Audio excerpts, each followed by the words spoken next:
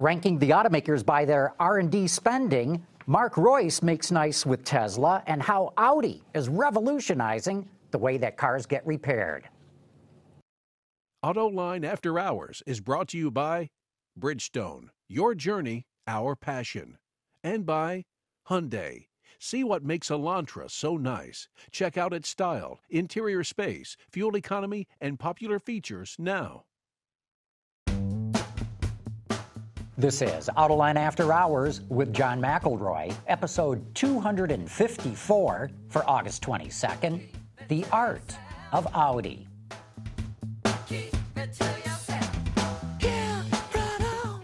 Watch Autoline After Hours live at Autoline.tv every Thursday at 6 p.m. Eastern Time or 2200 GMT. You can subscribe to this podcast for free by searching for Autoline in iTunes, Stitcher, or by following the links on our website. Gary V, how you be? I'm doing good, John. How about you? I'm doing terrifically. We haven't seen each other since Traverse City. Yeah, a couple of weeks. It's first show in months with no bandage on the nose. Oh my gosh! So you're healing. Still recommending that sunscreen, everyone. So you don't have to have the bandage on the nose like I did. We should let everybody know we're being joined by Mike Strong, freelance automotive journalist. Mike, great having you here. Thank you. Happy to be here. And, of course, one of the reasons why we've got you here is you're up to speed on this thing, this art robot that Audi's using.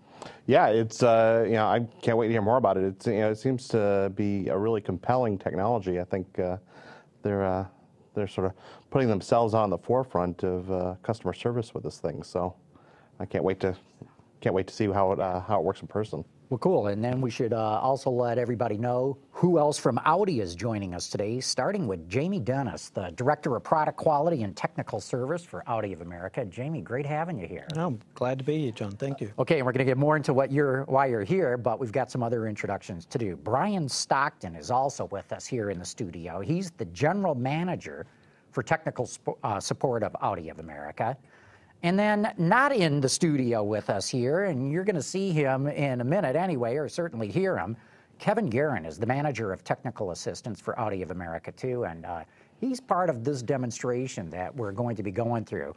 So now, let's come full circle and come back to Jamie and say, what is this thing? What is this thing called Art that you've brought to the studio today? Yeah, Art, it's Audi Robotic Telepresence is its name. And essentially, I suppose what it's all about is telepresence. And what's that, telepresence? Telepresence is actually virtually being there. I mean, a little bit of background about what we do to support the Audi brand in the US. My team and our role is all about technical support. And we have about 4 different teams at different levels that support dealers. We have dealer-facing team, and in the dealer-facing team, they're all about when a dealer has an issue, a technician has an issue, he'll call into our technical helpline, and we do our best to try and support them. On occasions, we have to dispatch what we call our level 2 support, which is our technical field managers, to go out there and work with the dealer to diagnose a car and support their dealer. So they physically drive to the dealership or fly to some other city and then drive to the dealership? That's it. So you could be 2 hours away, or you could be 2 days away from supporting a dealer. So one of our challenges is how do we continue to improve the customer experience by delivering compelling technical support? So we came up with the challenge internally of how can we get there quicker? How can we, with the brand growing, how can we support our dealers quicker? And that's where Art comes along. So now, I know I've totally misconstrued what Art is in other things I've been talking about, but I've sort of described it as an iPad on a Segway. That's not exactly it. To describe a little bit more of what it is. It is very different than an iPad, and back to the telepresence side of it. It has a lot more functions than an iPad does. I mean, typically we looked at iPads and we looked at phones, phone video cameras and so forth to support the dealers. But Art was very much different. You're virtually being able to control the operation of this machine through our Auburn Hills operation, and that's the sort of thing you couldn't do through an iPad. So I think it'd be worth pointing out that this isn't being developed because there's any problem with Audi quality. It's getting better. It's not getting not better, and this is just supplemental to make it even better for the person who buys an Audi. Is that correct? Yeah, it's really like, you know, we sat down and we looked at how can we improve the customer experience. And, you know, problems do happen with vehicles, and our job is to try and get out there and support the dealer as quick as possible. And this technology allows us within literally minutes to hours, we can be there, engage with the dealer to try and support them, to diagnose, hand in hand, stand there and support them. Jamie, it sounds to me like Audi is really keying in on customer satisfaction, that this is something that it's really attacking. Is that right? Is that the reasoning behind doing this? Yeah, John, it's a big initiative for us. I think probably mid last year, you had Jerry Ward, who is the director of our customer experience team. And we talk about KB, couldn't begeistern. Wait. Say that again? KB, couldn't begeistern. That's a German word. As an Aussie saying a German word. So, but yeah, it's all about, if you translate that, it's customer experience. So how can we create Eddie fans is what we translate that to our dealers for. And we play a pretty important part of that as technical service. You know, at the end of the day, if we can't support the dealers for diagnosing cars quick and efficiently, without them coming back and repeat repairs, then that is, you know, can be a bad experience for the customer. So the customer comes in with the vehicle and you want to get it turned around as quickly as possible and done correctly. That's it. That's our goal. That's our goal. And we know that if we can create that experience, you know, that certainly helps with the overall brand experience. And I got to believe Audi believes this is something that would distinguish it from other luxury car makers. Yeah, well, I mean, as I say, for us, it's all about timeliness and accuracy, and that's what we challenge ourselves with trying to come up with. And we believe this model art that you'll get to see certainly helps us in that area. And presumably, the complexity of automobiles is making it more difficult to diagnose some problems due to the, you know, the various electronic systems, to say nothing of the classical mechanical systems that are in a vehicle. Is this something that is being addressed by this new technology that you guys are developing? And that's right. I mean, we talked about product quality for the brands continuing to get it better and better. That also creates some challenges because there's less opportunities to understand the technology in the vehicle, because if things go wrong, you learn about it, you learn how to fix it. So when you've got less problems, the challenge is when you do have a problem, all right, I need to try and understand how that system operates. What do I need to do to diagnose it? And that's where our technical helpline comes into play. Mm-hmm. And we have a great model. I mean, our model is all about offering support through phone support for our dealers. And then if it's escalated, and we probably get about 6% of our calls, and we probably take about 8,000 calls a year. A month, sorry, that through our technical helpline, 6% get escalated to our TFM. So that's wait. Go through those numbers again. You get 8,000 phone calls a month. At your technical center in Auburn Hills from Audi dealers throughout the U.S. We have around 280 dealers out in the U.S. And then how many need a technical field expert to it can be anywhere around 6%, where it's, you know, we work with the dealer to solve the problem. If we need to be on site, and that's typically what the next escalation is, we send and dispatch our TFMs, and you know that can take 2 hours or 2 days before we can get out there to support that dealer and that customer. So that's about 3,000 calls that need to be physically made. Yeah. And you have 20 people. Yeah, so interesting, we were talking about this earlier. We have 20 technical field managers out there, so they do a fantastic job in supporting our dealers. And, you know, it's all about coach and counsel when they're out there as well, so we can hopefully try and reduce these call-outs. And that's where we really see the benefit of this robotic technology. So what you're hoping is Art will save these 20 technical field managers all kinds of driving and travel time. They'll just show up. We got to get to it. Enough talking about it. Yeah, you need to see it. Let's bring Art out. Let's show the audience what we're talking about here. Okay, now we see Art moving in. How's he doing this? How's Art showing up here? Okay, well, a couple things. Let me give you let everybody know bit of a this is rundown. Brian Stockton talking now. Go ahead, Brian. Okay, so let me give you a little rundown on some of the base equipment. So we want to show you how it works. But this technology is really geared for the automotive. So we've added a few things to it. It's got a borescope attached to it, which we're going to show you. A what? A borescope. I've never heard that term. What? A borescope. Bore, B-O-R-E? Exactly scope? right. Okay. So, you know, quite often you're trying to look into a cylinder or you look inside of a transmission before you disassemble it. right? So we want to save the technicians time. We don't want them pulling things apart, wasting time taking it apart. If we can look in and see where the damage is at, we might put a full assembly in it. Or we might look in and find out there's nothing wrong with that component. Let's move on with the rest of the diagnosis. So for those who are listening on the podcast, this is like a long wire with a camera, a miniature camera, and a light at the end of it. Yeah, I think he might be able to show it here. It's like an industrial endoscope. Okay, so we added the borescope, and of course we changed some technology. We put some USBs down here. We also added what would be kind of a wide-angle camera as well. And what's nice about this camera, again, it's wide angle, it's got 2 microphones on each side of it. So we're looking at brake noise, we're looking at squeaks inside the car, things that are difficult to diagnose that you kind of have to be there. And we can pick up all those inputs through this camera and these microphones. So again, a couple customized things that we've done with this unit for the automotive side. On top of that, we spent a long time just working on the resolution on the screen so we can see what's going on. So you can see Kevin's face in the background. He represents what we would have for our technical assistance team back in Auburn Hills. So if I'm the technician, I can see what's going on. I can see him. If he wants to show me something, he can explain it to me. If he's got parts at his desk, all those things can happen quite naturally, just like me and you were talking. So that's kind of the overall things that we've added to this unit. While we've got Kevin there, Kevin, why don't you go ahead and take a moment and take the team through what you're seeing and how you control it. Sure, Brian, thanks. So you can see on my screen, we have this arc. The farther you move this cursor out to the arc, the faster the unit goes. We can turn right or left. We can go in reverse. So for example, I will come towards the camera here. And I can turn towards the panel. And hello, everybody. Hello, Art. I can also take snapshots. So I can take your picture right now and download that to my laptop. I can take sound recordings, the video recordings. And like Brian said, I can also switch between cameras. So I can switch between our borescope, our handheld camera, or the camera that's located on the unit.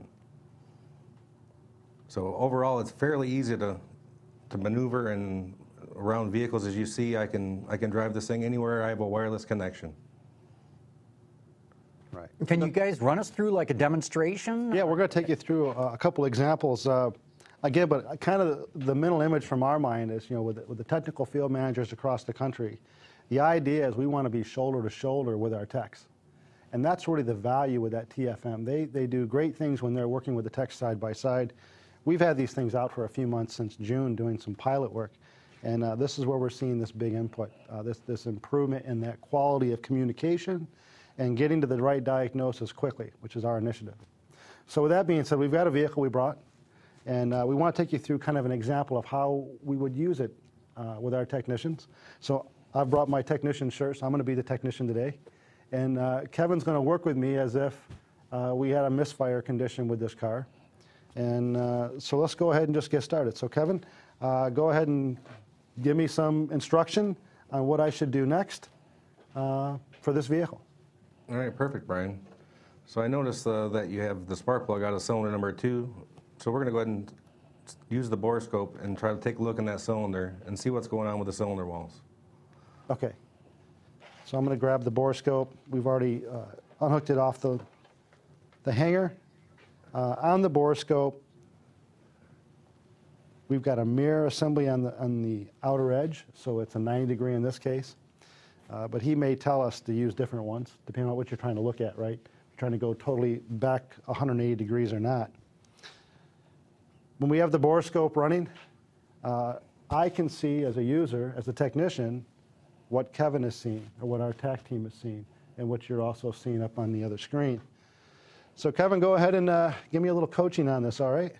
All right, Brian, let's go ahead and slide that into the cylinder. And I want you to come just above the piston. And let's take a look and see if we can see that cylinder wall.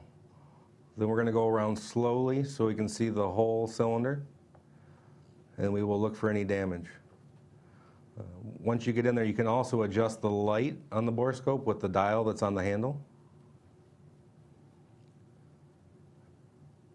And you can see the mirror that you can see on your screen there. and you can kind of get the best picture of the cylinder wall.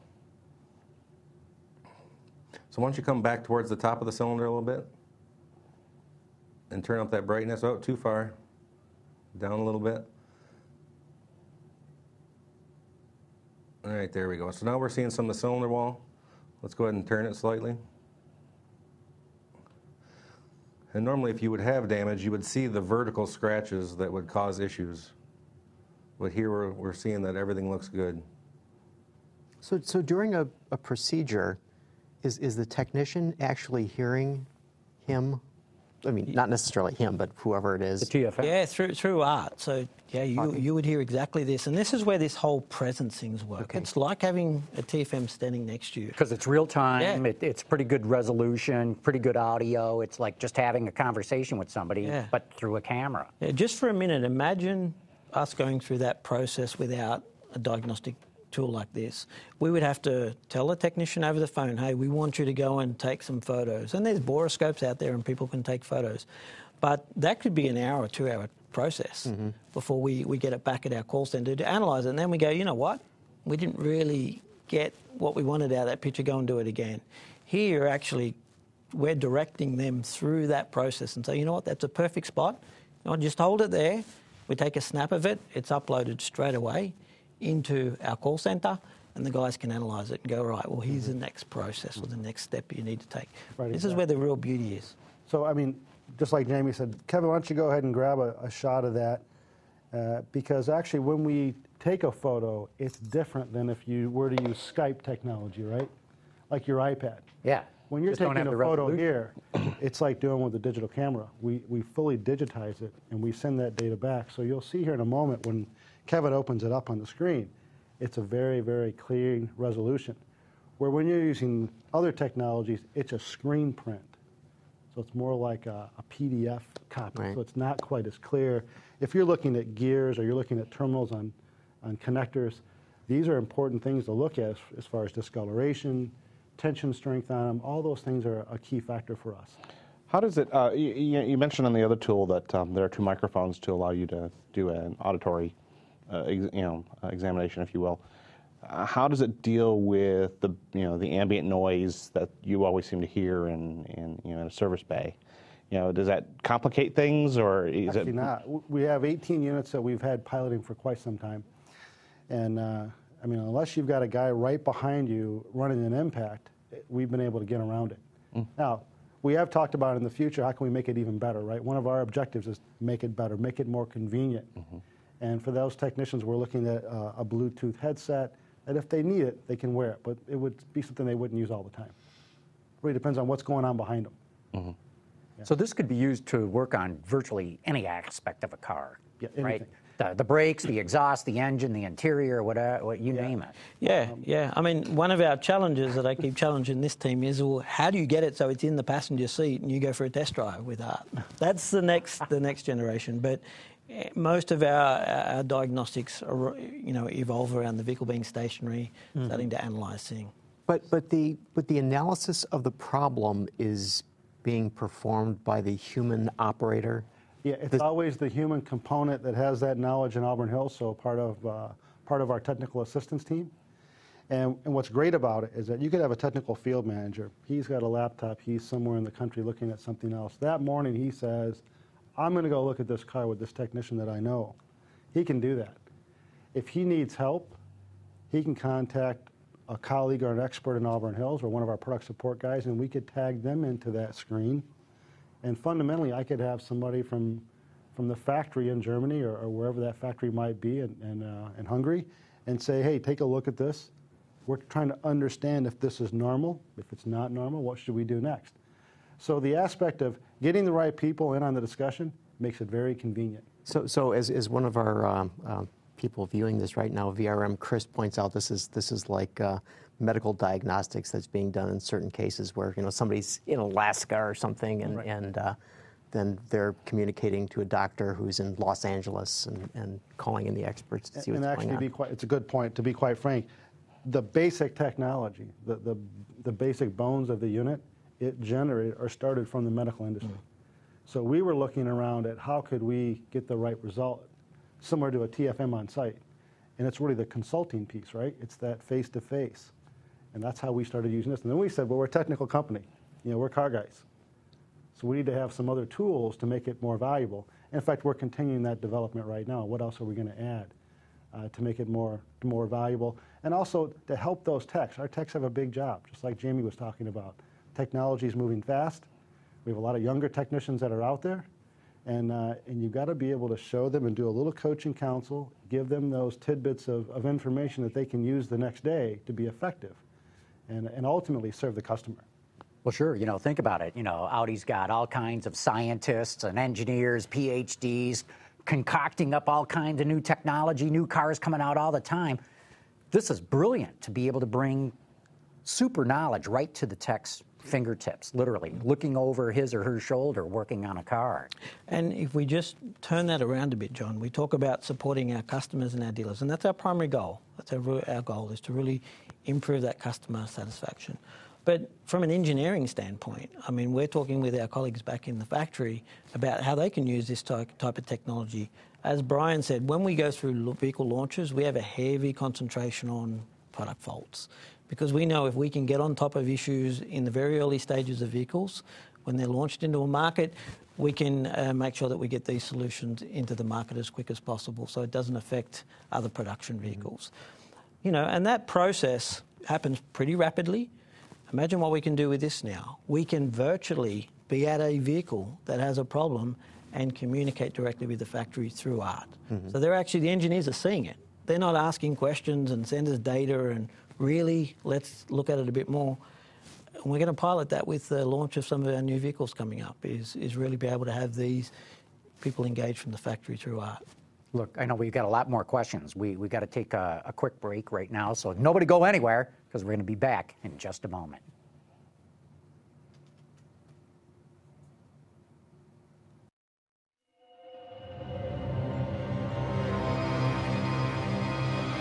Introducing a car company that's never made a single car.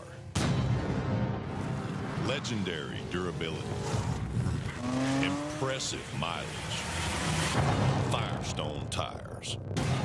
So unstrap the saddle, as these old stallions are ready to run. Again, whatever you drive a Firestone. We're here. Okay, let's go back to this demonstration, because Brian was showing us the inside of a combustion chamber, but now you got a little bit more that you're able to show us on how you work together with the TFM, who's remote, but you're working it through ART. Okay. So Kevin, back to you. So we looked at the cylinder, and you told me that you didn't see anything wrong. You snagged a photo of it. What's next? Yeah, Brian, the cylinder looks great. So I do want to take a look at that spark plug before we go, so we can take a look and see if there's any issues. So I'm going to switch to the handheld camera. Okay. So let me take a look. So put that spark plug up right up in front of that camera, and let me take a look at it. So just back it away a little bit so you can see on your screen. All right, perfect. So what I'm looking here for, Brian, is a little discoloration in the electrode, and make sure we aren't burning any fuel that has dripped into the cylinder or any extra fuel. We're making sure there isn't any carbon deposits. But again, this looks good as well. Good clean burn on that plug. That's pretty good resolution. I had no idea that it was, I mean, it is almost as if you're physically examining that spark plug right in your own hand. Yeah, and this was a big challenge for us, John. I mean, in the inception of the machine, we spent a lot of time working with the developers on resolution. You know, we wanted to be able to have a part that we could really take a good look at, and the guys remotely could do some thorough diagnosis. So that was a big part of it. So you're doing this all via Wi-Fi? So yeah, yeah, through hotspot, through Wi-Fi is basically how the technology works. And we've tagged it into the dealer's network with our current systems. So we already have a system that they use to communicate with us as far as sharing files for technical assistance. We keep track of all the cars. We've tagged into that same network, so we know it's a secure network, that it's robust, and that we can actually use it. It's the same network they use for their scan tools in the dealer. How long have you been using this? How many do you have in the field? What can you tell us about the results that you've had? I can take those if you'd like, Jamie. So we've got about 68 right now that are out there. And they've been out how long? Those are pretty recent, in the last month and a half. We started a pilot, but just before June we went on sale, so maybe about the last 3.5, 4 months we've really been trying them out. So this is brand new. Pretty hot and heavy. Brand new. Now, we've worked on it for a long time, so we should kind of go back. We started on this, 2011? Yeah. And in 2012, we picked up some pretty good steam. We started working on the resolution. We put a couple units to test. So we've had them all over the country, trying them out in dealers for a few weeks here, trying this tool out, trying them in our own workshops. And so it's come a long way. We wanted to wait until we said it's a product that we know we can use before we put it in any dealership. So we knew what we had kind of to get started. And so 68 so far. And then if we include, I guess, the ones outside of the continental U.S., we have 1 in Germany right now. We have 2 that are on their way because those folks are going to be starting to use it as well. And then we have 1 that we've already sent to Singapore. So we've got colleagues in Singapore that also see the value in it. And we're all working collectively on how do we make this thing work for our brand and for our customers. So do you see this as being beta tested, or is this pretty much fully baked and now you're just optimizing it? Yeah, that's it. I mean, we spent, over 2 years trying to develop it. So it's out there. We've kept a reasonably small team that are working with it through the dealer network, and they're the dealers we're close with. And we'll continue to enhance it. We're already starting to talk about the next changes for art. So we're looking at what we call pass-through technology, which is how do we integrate the real automotive diagnostic machine through art. So this so art in the future will plug into the OBD2. Well, virtually. So essentially, we'll do it through a Bluetooth. Yeah. Right. So you'll plug a dongle in, which we kind of have that today on some of the laptops, which isn't unusual. If I could jump in. Yeah. But also allowing the user in the background. So Kevin's team, they can go in the background, pass through their tester software, and go help diagnose that vehicle. So if a dealer's having a tester issue, or they're having a software issue, or they don't have a tester available to them at that time, we can then still get that car fixed. What kind of feedback do you get from the people using it in the dealerships? I'm certain they must play some sort of role in, telling you, I like this, I don't like that. Well, I want to refer back over to Kevin because I see quite a few of them, and they're very excited. But we talk about this quite often. So Kevin, do you want to jump in on the conversation briefly? Yes, the dealers are very excited to use it, and my guys use it every day at specific dealers. And we still have a group of technicians gathered around the unit to see how it works. They're very excited about it. And we've diagnosed some problems we would have normally had to send somebody on site. So it's definitely working to our advantage. I'm intrigued that this is coming out of Audi of America and not coming out of Germany.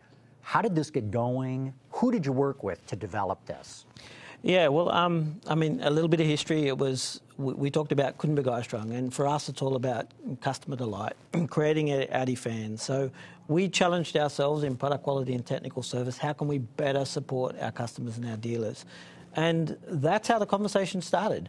I imagine sitting in a room like the technicians, doctors are doing now, and fixing people through remote technology. How can we do that in automotive? And that's how it started. So Kevin went out and started to look at what was available, and that's where we got in contact with a company called Vigo Communications, and they specialise in... Vigo, the letter V, G-O, huh? They're up in New Hampshire, and a small company, have robotic technicians and communication technicians, and we started to work with them. What's it going to cost a dealer to put art in their dealership? Yeah, right now it's about $7,500, $7,600 for the unit that we have today. There's also a fee that goes into the network connectivity, which is more of an annual fee. It's a pretty small amount, but right now it's about $7,500. And we're looking at newer tools all the time. What else can we do to make it more valuable for them? So we've kind of kept it a little bit small right now because we will go back and we will make sure that all the previous units are updated and they have the latest and greatest. Okay, I'm an Audi dealer, $7,600. Doesn't sound like too much money, but I'm not going to spend money unless I see a return on that investment. How do I justify that?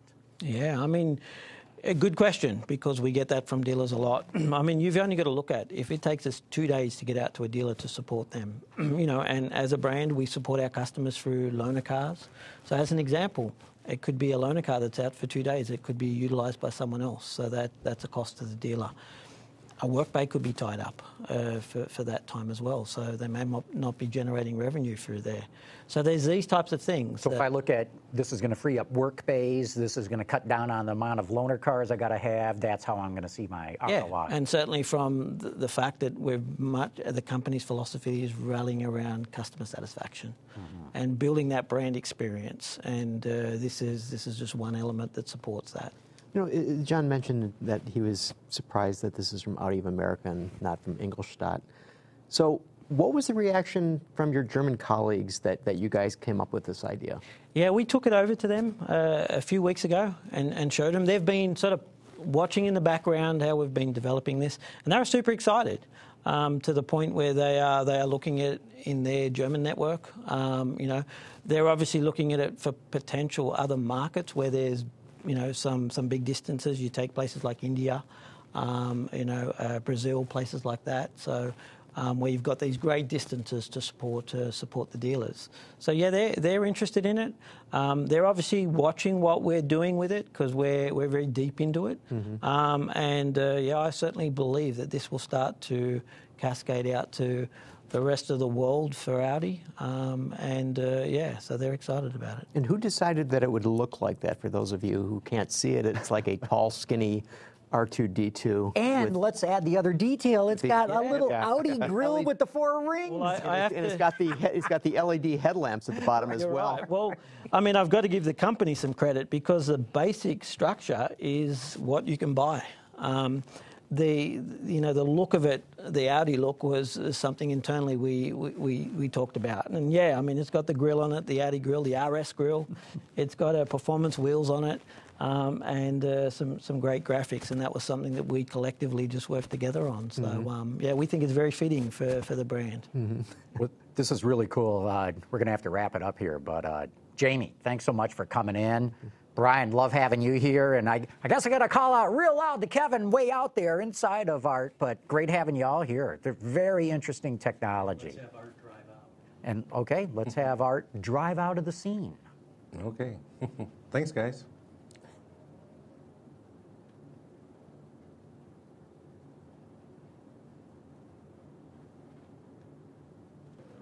Real good. We'll go on break right now and be back in just a minute.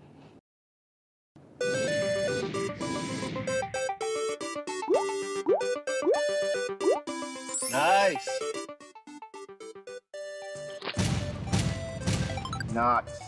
Nice. The new Elantra from Hyundai.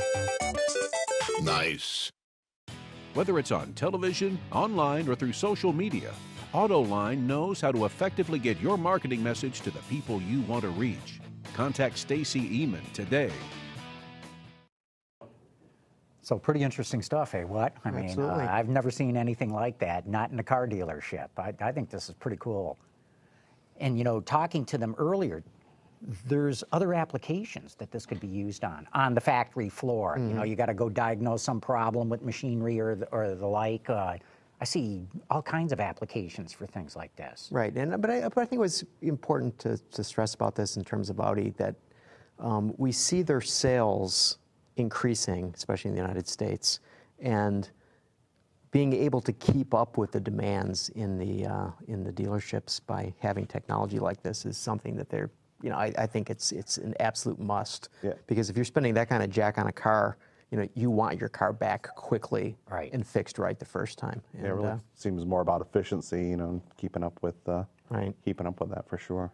You know, the $7,600 too, I don't think is going to scare any dealer away. I want to say Ford, for the new F-150, I think dealers have to buy $25,000 worth of tools to be able to work on the aluminum body. So you look at $25,000 for that, $7,600 for something like this. It's doesn't seem like a big stretch. Well, you amortize the cost of an hourly, you know, an hour at a dealership. I mean, you're paying for that pretty quickly. I think that would cool stuff. I got to believe other automakers have got to be looking at stuff like this.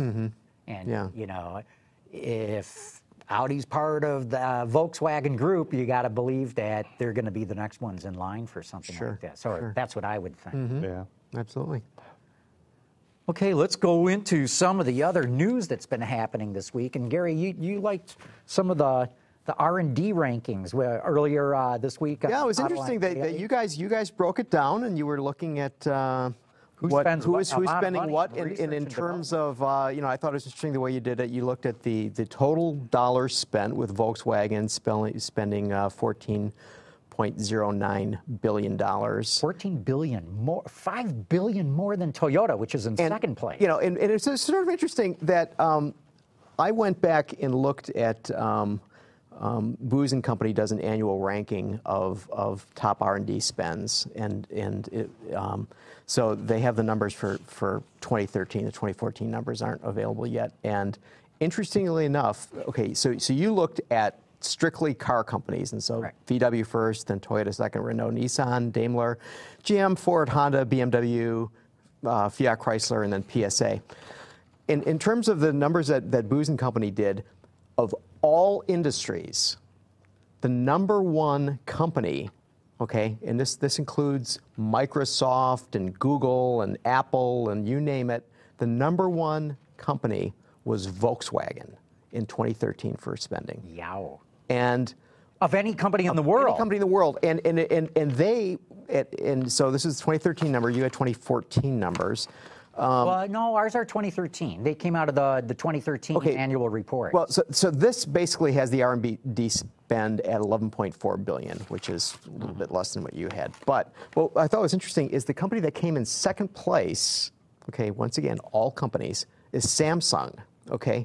And realize Samsung's making phones, and they're making television sets, and they're making refrigerators, and they're making, you know, all kinds of things, right?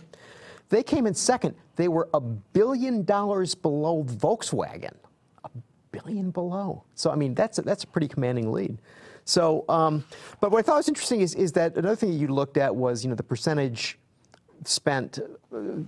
of revenue spent on R&D, and that BMW is number one. Came out number one in your rankings. Because, you know, big companies, small companies, how do you get a more apples to apples comparison? Well, what percent of all the money they bring in every year do they devote to R&D? And BMW devotes a greater percentage of all its money to R&D than any other automaker. And then, but the interesting thing is that you have Toyota and PSA tied for last. Yeah, right. Wow.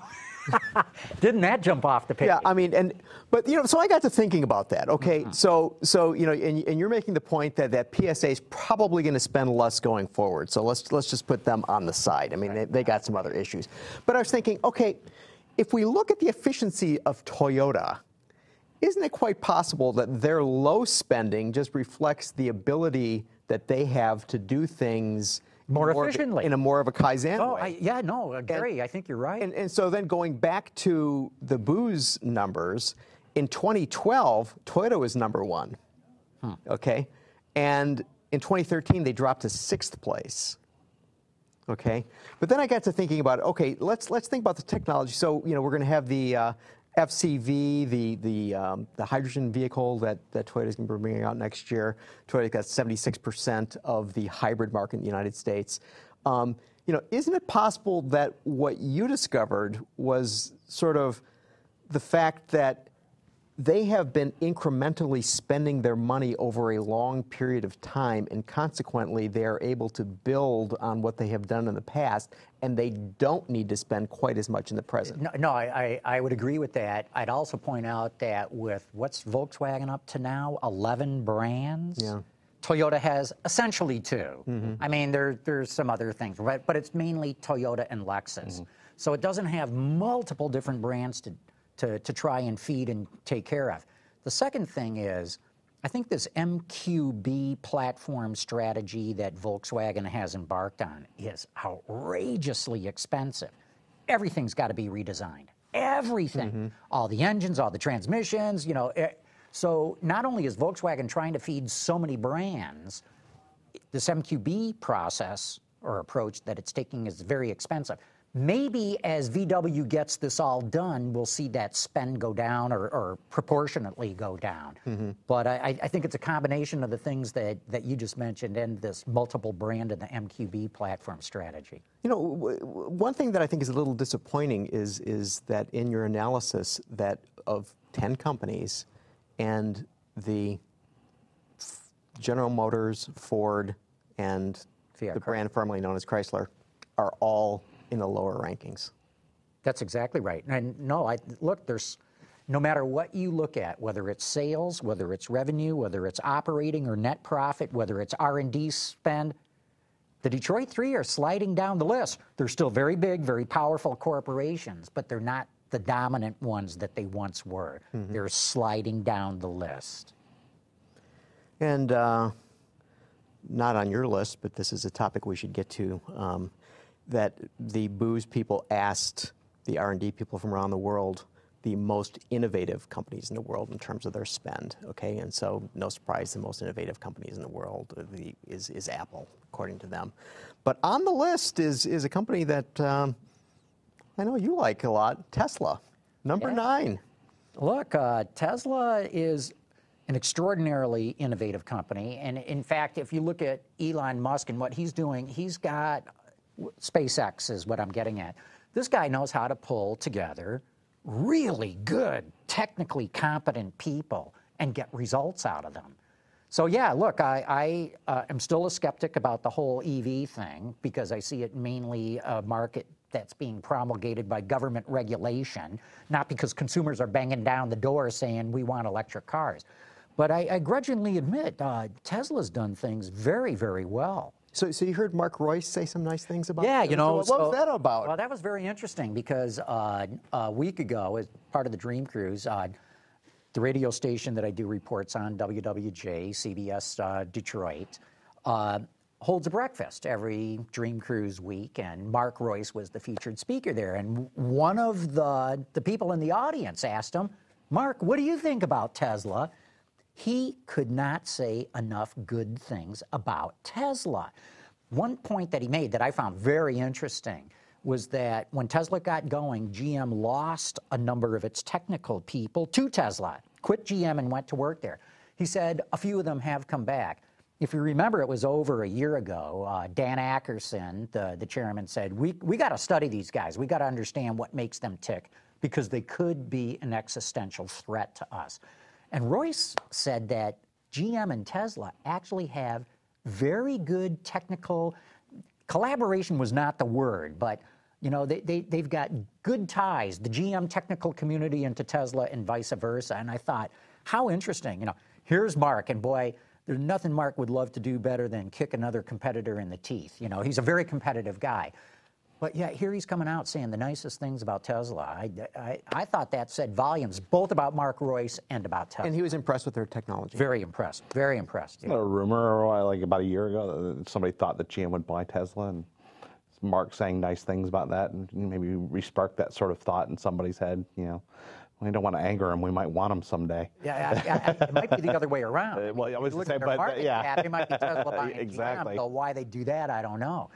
No, look, it's interesting. You know, it's usually on the design side of the community that there's this sort of fraternal, you know, brotherhood, not so much sisterhood. There's not a whole lot of sisters in there. But, you know, designers will talk about other products and compliment that. You don't see that in the management ranks. You don't see it in the manufacturing or the engineering ranks.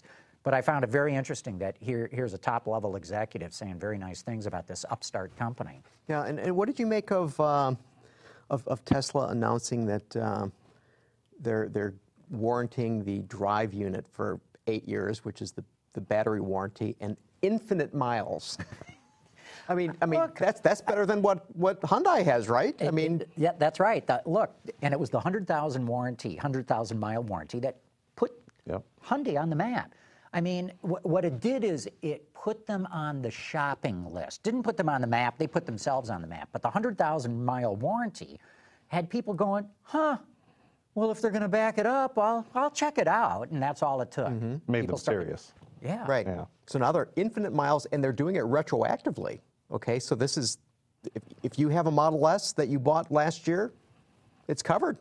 I mean, that is pretty astonishing. It's pretty astonishing because up to now, everything that's come out of Tesla has been pretty much technically oriented or some sort of business disruptive thing, i.e. selling through its own stores and not going through the dealer franchise system.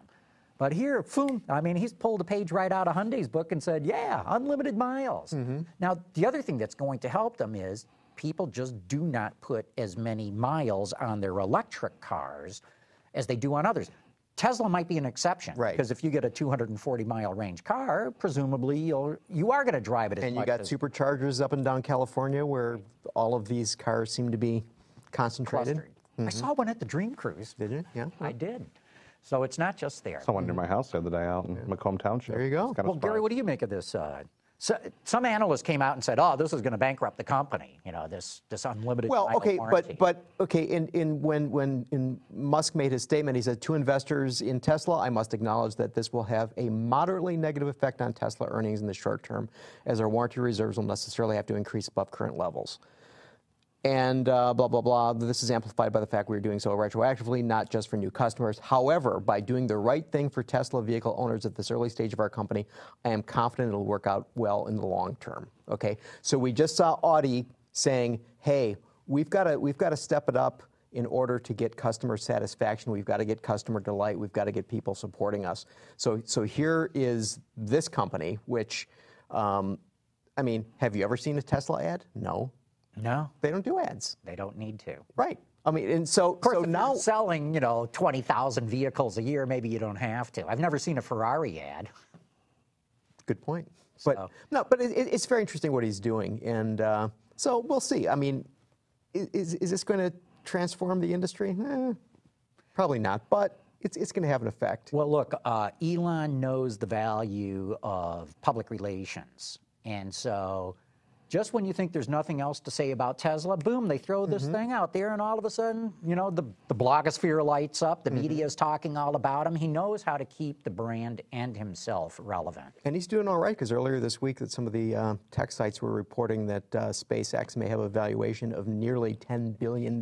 So that guy is a pretty crafty character. That is, right, yeah. So you're mentioning Mark Royce. Okay, so this week he's quoted as saying, if we're a serious luxury car maker, it's really important to us, and he's talking about the code-named LTS, the large rear drive vehicle. What do you think? Well, look, they've been talking about this forever, and maybe Mark is taking a page out of Elon's book and throwing something out there. But they've been talking about doing a full-size halo car, a flagship for the brand, for years. Now, Mark Royce keeps reminding people, remember, we were in bankruptcy 5 years, so, they've got to, roll this thing out, and they had some other things to do first. They've got to do it. And I think they've got to have a flagship car, and it's got to be the best. All right, so Cadillac sales through July were down 2% overall. Correct. Okay, so I got to thinking about this big car that car guys always love to say that companies really, really, really need. You're going to quote S-Class. Well, no, wait, we'll get to S-Class. Okay, Lexus LS 460. For the first, through July, they sold 4,524 units, down 22.2%. Audi A8, A8L, S8, they sold 3,137 units, down 11.7%. BMW 7 Series, they sold 5,255 units. Now, 7 months, this is cumulative sales, and they were down 11.3%. Right. Now, S-Class, they sold 13,151 units, up 93.7%. It's a brand new car. It's a brand new car. If you had quoted sales a year ago, they would have been in the toilet. Okay, but a year ago, I mean, they were selling infinitesimal. Right. But what I thought was interesting is CLA, the cheapo Mercedes, which they didn't have last year. So this is remember the Super Bowl ads brought it out of the box. So that was in what, February? Early February. Super Bowl, right? So February 6th. So this is still counting first 7 months. They sold 12,954, which is a difference of merely 197 units. Does a luxury brand need a big car? Or is it just a way to lose sales, or not have sales, or to lose money? Well, you know, when you get in the luxury end, now status and prestige really counts for something. And if you want to make your brand have great residual values, make it aspirational, you got to do things that may not pencil from a bottom line standpoint in the short term. This is definitely a long-term play. Look, if you're going to roll out an El Mirage, or however they pronounce it, I'm interested. I mean, I think, you know, with Cadillac's been great the last, you know, 2.5, 3 years in terms of the designs that have come out. And my dad's a Ford retiree, and I always try and buy, you know, Ford products. And I have a hard time looking that way now because, you know, I'll be 45 in October, and I'm like, okay, you know, I'm at that point now where I can really start thinking about these cars. But, you know, the news this week not only was about the big car, was, you know, they were talking about putting this A3 CLA fighter out as well. They were looking to, you know, sort of top and bottom of the market there. And, you know, if you can get me into this A3 fighter so that I have something to look up to, you know, in maybe 10 years or so, I mean, it seems to make a lot of sense to me, even if you're taking a loss on it for a while there. Hey, we've got a question regarding Cadillac. RTK42C says, what do you make of the rumor that Cadillac could shift operations from Detroit to Manhattan? While at Infiniti, Johan got Infiniti to sponsor Red Bull F1.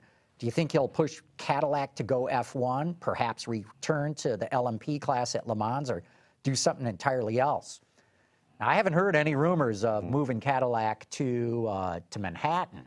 So how did it work out for Lincoln when they moved to California? Oh, yeah. I mean, they're back here. Yeah, that was... That's how well it worked out. PAG, remember that they were going to have all the collection of the brands there. And he moved Infiniti out of Japan to Singapore.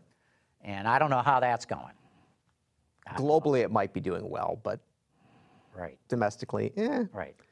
Oh, but does anybody really care where the president's office is? No.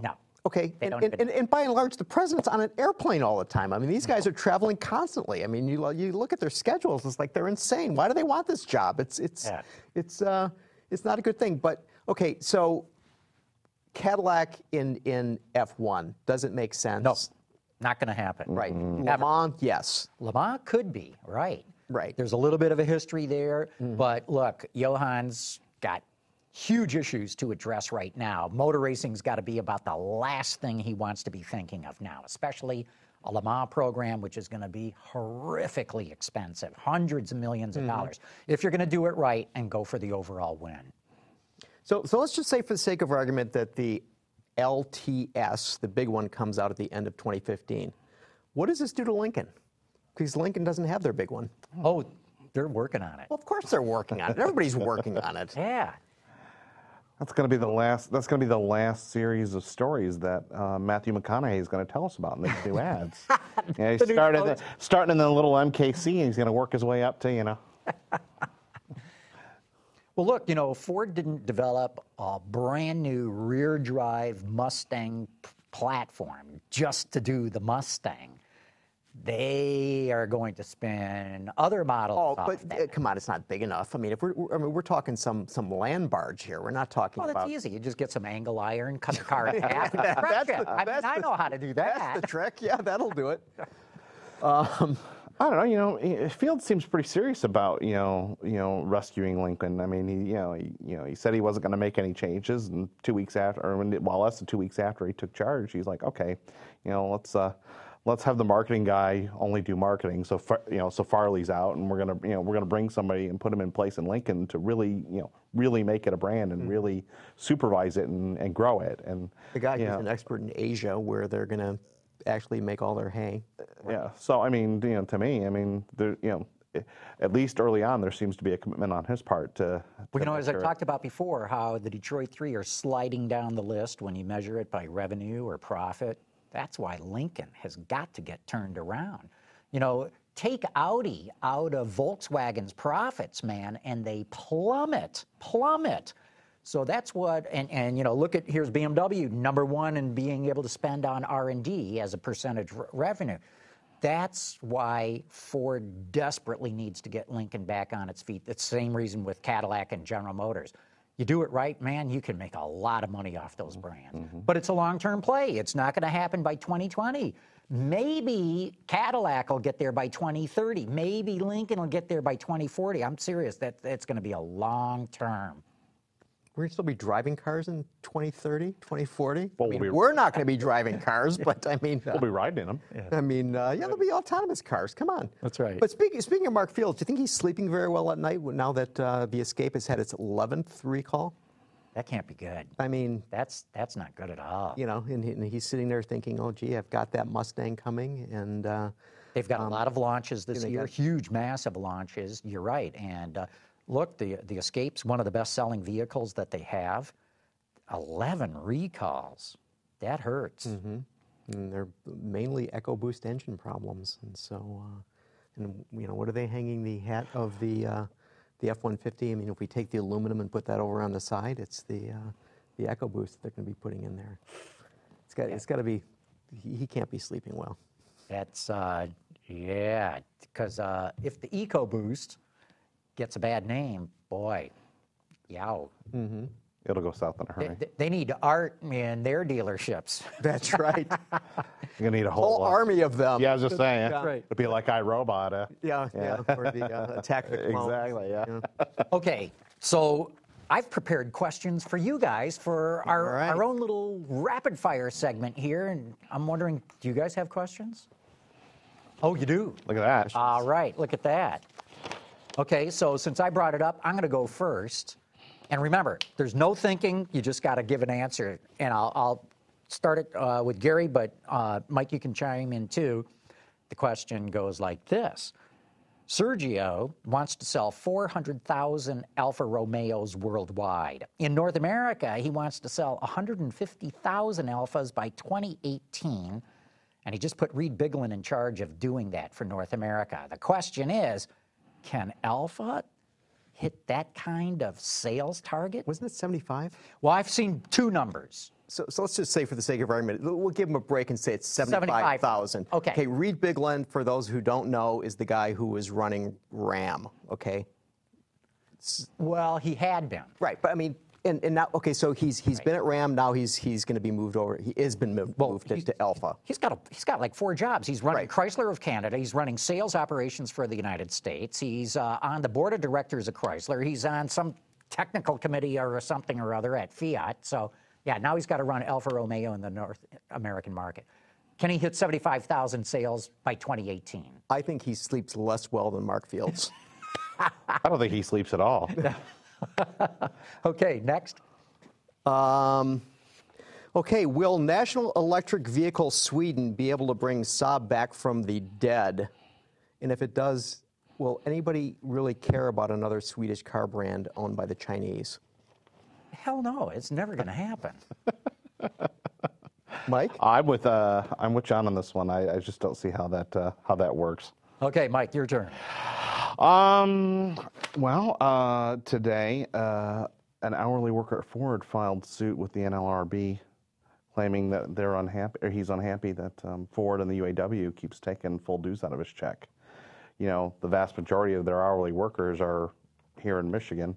When they get to 2015, does this impact the UAW membership drive, money-wise? Are we going to see an exodus of people opting out? So right to work state. Right to work state, so they could say, you know what, I don't want to pay anymore. I'm out. Like, you know, for example, teachers, you know, they had 1,500 of their 110,000 opt out. Yeah, it's not going to happen with the UAW. I don't think so either. And because everybody needs to remember that, I want to say the UAW is already in 6 right-to-work states, represents plants in 6 right-to-work plants. Practically nobody has dropped out of the union. Practically nobody. And because it's rapid fire, I won't dive into more stuff about this one question because I think there's a lot more going on there. But anyway, my turn. Honda attacked its competitors this week for selling vehicles to fleets, for using incentives to sell cars, and for offering long-term loans to consumers. My question is this why Honda's market share has fallen for 2 years in a row?